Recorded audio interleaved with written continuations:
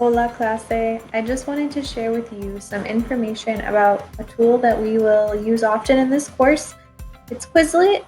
I think you've probably used it before. However, I wanted to talk about Quizlet with respect to our class specifically and how you may use Quizlet a little bit differently for a world language class. So please try to pay close attention and think about your results of your learning styles quiz and if which style you are and which study type you will most benefit from. So whenever I share a set with you, you'll get a link and you'll click on it. You'll get to a screen that looks kind of like the top picture here. It looks like you're on flashcards, but you're not all the way to flashcards yet. Or you are, but you can't use all of the features yet. So what you'll need to do to start when you first get a new set of vocabulary or a new concept is click on the full screen in the bottom right corner, right under the flashcard itself. And then once you're in full screen, you'll see some of the features that are in the second picture where you can click on that speaker button or the audio button, or you can click on the word itself to listen to the pronunciation of the term. And the Quizlet lady, the Quizlet voice is pretty good. Her pronunciation is good. So that will be beneficial for you. You can also then use the star feature, which is going to allow you to pull more difficult terms from the set. So think things that are just harder for you. They're not cognates, don't look or sound like English. They're difficult to say, difficult to spell. Those harder words for you, you can personalize it. You'll want a star, and then you can really reinforce. You can just do your starred terms, just do your harder terms, and not spend time studying things like hola, which you've probably heard or seen before. If you want to change how the cards are presented to you, the third picture there is showing you that there are options. And in the options, you can make Spanish show up first, which is what you want at first. You first want to learn your terms, be able to recognize your terms, Spanish to English. Aside from changing how the card is presented to you, whether it be English first or Spanish first, you can also change the audio on the card. If you turn on audio, that's going to make the Quizlet woman talk immediately whenever a card pops up for you. Or you can turn that audio off and you'll have to manually click on the little speaker or on the word to hear it. You can also in options choose to just study your starred terms. Again, terms that you will mark as being more difficult for you, just kind of a personalized set that you're going to give more attention to. Most activities, not just flashcards, have options to where you can personalize how you want to study. When we first get a set, you'll want to study Spanish to English, but then as you progress and as you get better, you can bump up the difficulty level by having things presented to you in English and you producing the Spanish. Once you've personalized your flashcards by starring them and listen to each pronunciation in Spanish, you can probably move on to the next step. A good next step would be to use the Learn feature of Quizlet. Like flashcards, you can customize it, but the go-to settings for Learn are actually pretty good. It's going to start you out just matching terms Spanish to English. Spanish to English, again, is where we want to start. Just recognizing the term. As you're able to match a term better and better, then Learn is going to bump up the difficulty level. It might ask you to start typing the term instead. And it's just a great tool. It'll get you to 100% mastery of the terms, and then you can change your options and start over if you'd like. You can customize it to where there's no more matching terms once you get to that point of being able to produce the term in Spanish. While we're here, let's also address some of those learning styles. If you are a visual learner, the flashcards and the Learn feature are going to be helpful for you. You'll see the term Spanish to English and be able to make those connections in your brain. If you're an auditory learner, with what we've talked about so far, listening to the pronunciation of each card, of each term in Spanish is going to help make some connections for you.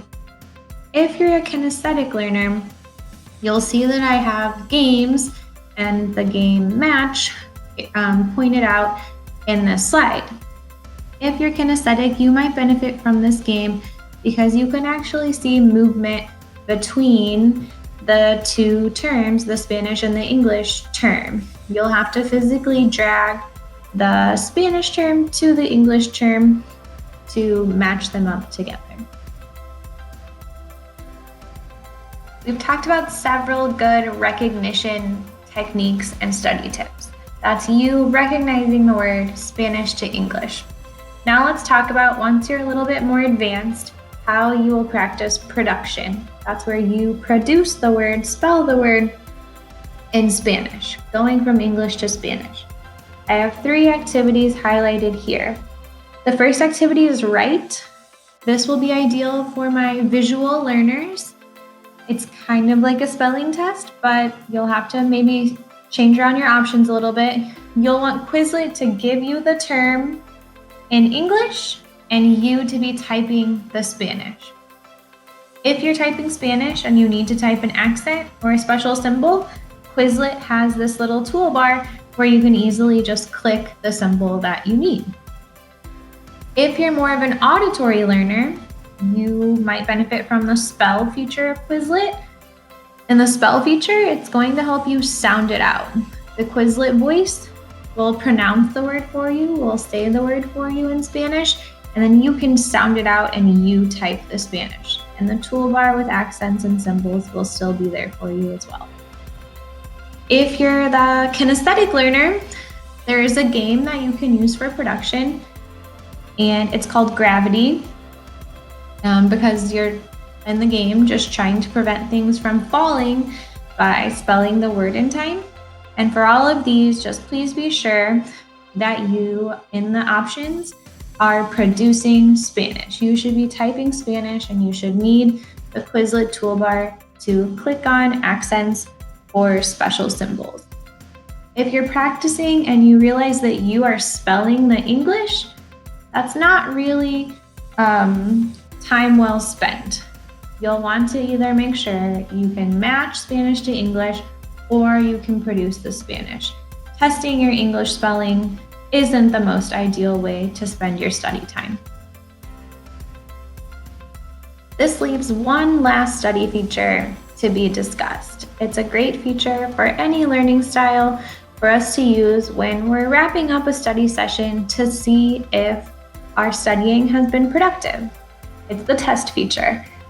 Although it seems kind of daunting to click on test, all Quizlet is going to do is just generate a practice quiz for you to test your understanding, to test how you're doing so far. So like I said, regardless of what kind of learner you are and regardless of where you are in your studying, you can do test to just wrap up a study session to see if you have gotten something out of it, to see if you've been learning and acquiring more language. So you'll click on test, and the generic options are just going to give you 5 of each question type. If you look at my options picture here, you can control what kind of questions you receive. So if you want to make it kind of easy and quick, you can just make some multiple choice and matching questions. If you're further along in the studying process and you want to see how well you're producing the words, you can change your options to just written questions where you'll be typing Spanish. And the toolbar will still be there for you to click on your accents and special symbols. So a great tool to test how productive you are in your studying, how productive Quizlet has been for you, regardless of what learning style you are. Also, one last thing, if I give you a Quizlet assignment where you're going to turn in some Quizlet work, it will likely be a test. So pay close attention to the directions that I give you as to what your options should be in Quizlet. For example, I might say you need to make a 30-question quiz. They need to be all matching, and you're going to submit those results when you get a 90 or better. I'll explain more about that on the next slide. The key to a Quizlet test assignment is going to be reading the directions in Canvas or Google Classroom as to the options you need for your Quizlet test. Again, I'll specify the question number, the question type, and probably a minimum score that I want you to achieve before you turn in your results. After you take the test and you get the desired score, you're going to then print that test, even if you don't have a printer. In your printer options, as you can see in the picture here, where I've circled, you're going to change the printer destination to either save as PDF, and this will just save these results straight to your Chromebook or computer, or you can also do save to your Google Drive. Once you have the Quizlet results saved, you can then upload them to the original assignment that I've given you on Canvas or on Google Classroom. Just please pay close attention to the original directions that I give you. One last note, not about tests specifically, but just about Quizlet. If you're finding that studying electronically via Quizlet isn't as beneficial as other methods you've used, you can always handwrite things that you do on Quizlet. For flashcards, for example, you can do something as easy as have the flashcards pop up in English and you try to write down the Spanish, or vice versa on another piece of paper, and then check your work that way. Handwriting is still a great tool to utilize to study Spanish, and you can use it with Quizlet or separate from Quizlet. Just something to keep in mind. Thank you for listening and happy studying.